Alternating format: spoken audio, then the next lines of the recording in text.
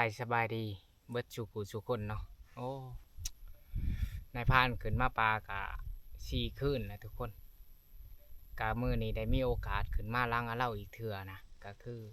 หลังจากเขาขึ้นมาฮอดที่พักนะแล้วก็พอดี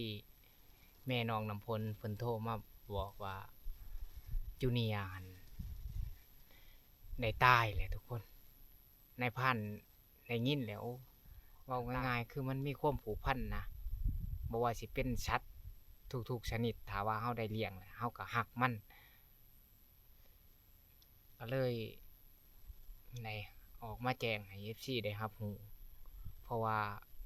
น้องจูเนียร์หั่นตอนที่นายพรานขึ้นมาหั่นเพิ่นก็เริ่มบ่สบายเพราะว่าฝนมันตกลิ้นนะแหละเจ็บท้องก็เลยแม่น้องน้ำฝนเอายาเอาหยังให้กินอยู่แต่ว่ามันบ่เซามาอีก2 มื้อนายพรานก็ขึ้นมารังอาเราอีกเทื่อก็พอดีแม่น้องน้ำฝนโทรมาบอกก็เสียใจทุกคนเพราะว่าสัตว์เฮาเลี้ยงมาแต่น้อยๆนะก็ถ้าเป็นไปได้ก็บ่อยากให้จูเนียร์หั่นตายนะแต่ว่ามันเลือกบ่ได้